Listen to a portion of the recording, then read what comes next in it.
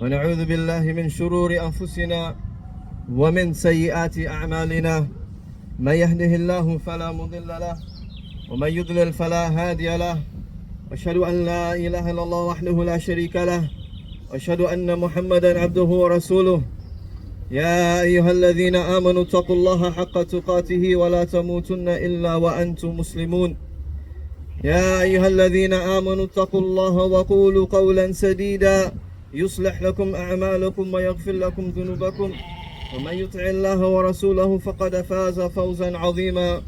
ألا وإن أصدق الحديث كتاب الله وخير الهدي هدي محمد صلى الله عليه وسلم وشر الأمور محدثاتها وكل محدثة بدعة وكل بدعة ضلالة وكل ضلالة في النار.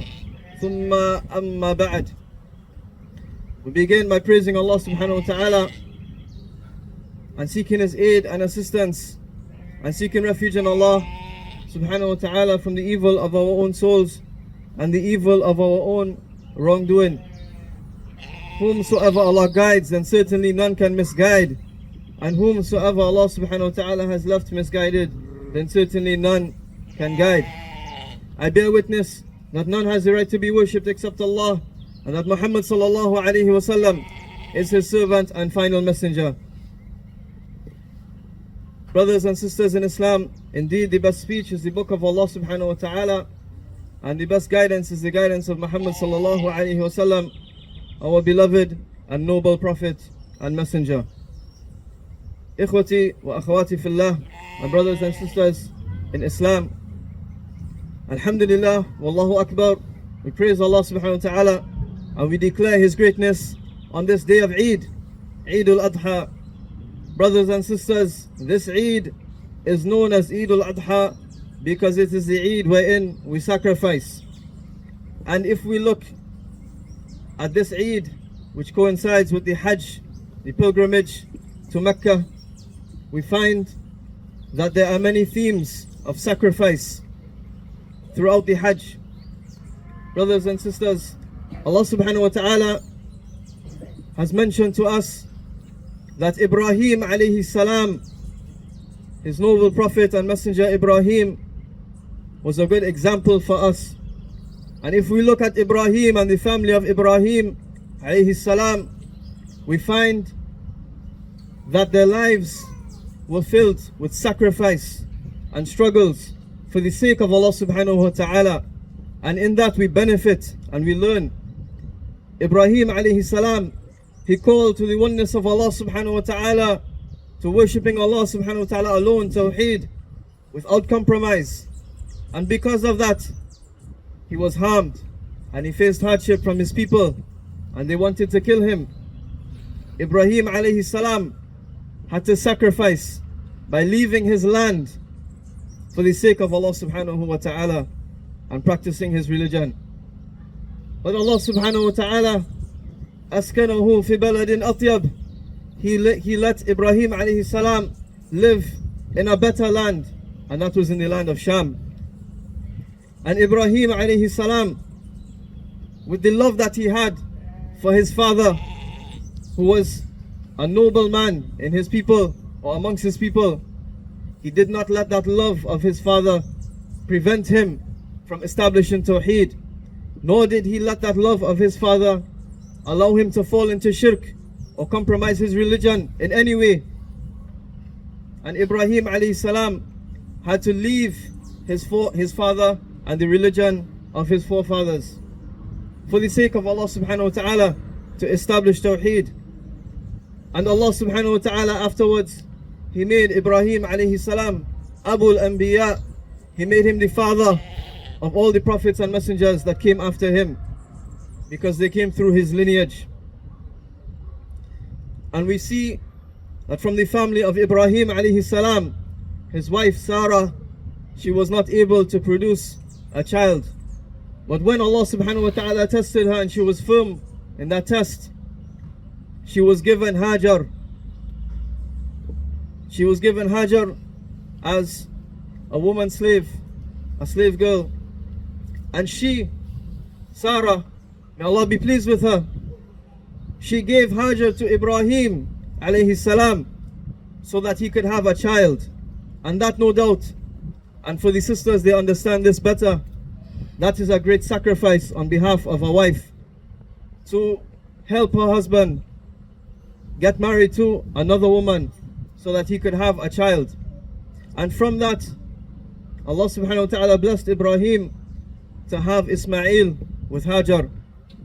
And thereafter, Allah subhanahu wa ta'ala blessed Sarah to also have a child, even though she was aqim, even though she was barren and she had reached an elderly age. Ibrahim alayhi salam, at an elderly age, and it is said at the age of 80 years old, he performed circumcision on himself, because this was the fitrah, to be circumcised.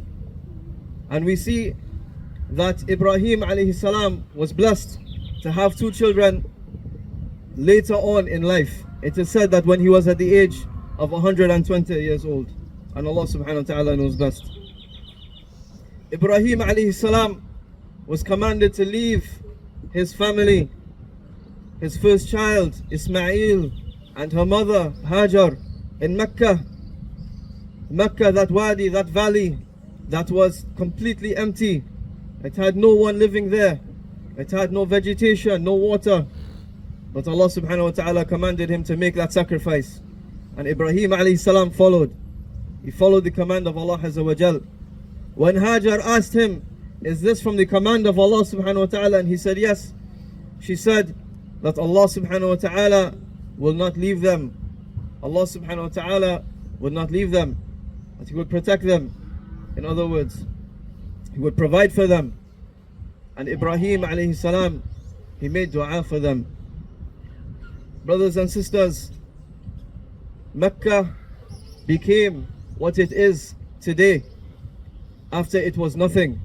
Allah subhanahu wa ta'ala sent the angel Jibreel to dig for them the well of Zamzam, the most blessed water on the face of the earth.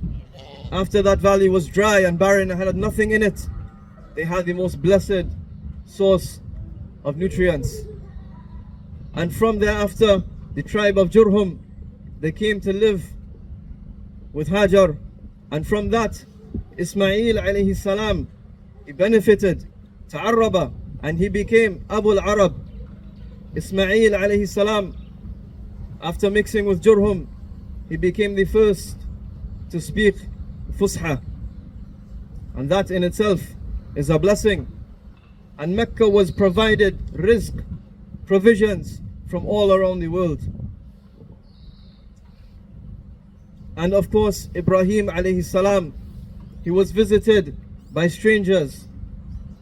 And even though he did not know these people that came to visit him, he rushed to sacrifice a big calf to present for his guests for the sake of Allah subhanahu wa ta'ala.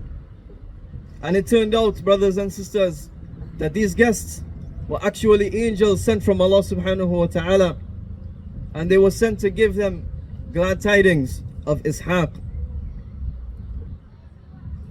And Ibrahim alayhi salam and Ismail, they were commanded to build the Kaaba, the house of Allah subhanahu wa ta'ala in Mecca, the most sacred ground.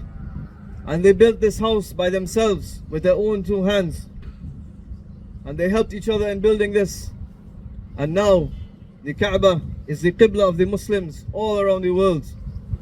Everywhere the Muslims are, we face the Kaaba in prayer. And the Kaaba, it is the mataf, it is where the people go to make tawaf. They make tawaf around the Kaaba, the house of Allah subhanahu wa ta'ala. And visiting this house of Allah Azza wa Jal, it is Ar-Rukn al-Khamis, it is the 5th pillar of Islam, and that is in Hajj. And also in Umrah, it is a blessed action and a great form of worship to Allah subhanahu wa ta'ala. And they called out for the people to make Hajj, and the Hajj is established since the time of Ibrahim alayhi salam till today. Walillahi alhamd. And Ismail alayhi salam, when he was visited by his father requested that he divorce his wife because of her bad actions. and her bad attitude. So Ismail alayhi salam, he divorced his wife in obedience to his father. He made that sacrifice to do something for the sake of Allah subhanahu wa ta'ala in obedience to his own father. And after that, Allah subhanahu wa ta'ala blessed him with a righteous wife, a pious wife.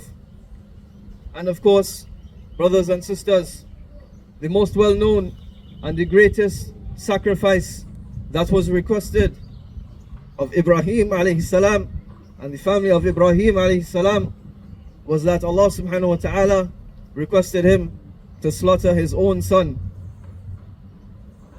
Brothers and sisters, every parent out there knows that there is nothing a parent would not do to ease and comfort their child. And parents, fathers and mothers, they strive hard and they sacrifice in order to help and assist and make the lives of their children easy. And sisters and brothers, we know and we understand. All of us have parents, and many of us are parents. And we know that the sacrifices that our parents make is something that we cannot recompense them for. So imagine Ibrahim alayhi salam, who had a child, his first child, very late in life, after the age of 100, after waiting so long to have a child. And then he was told to sacrifice this only child of his at that time, or this first child of his at that time. And Ibrahim alayhi salam was not commanded with a direct command. The angels did not come down and tell him, Allah is telling you to do this, but rather he saw it in a dream. So Ibrahim alayhi salam, he went for consultation, and he consulted whom?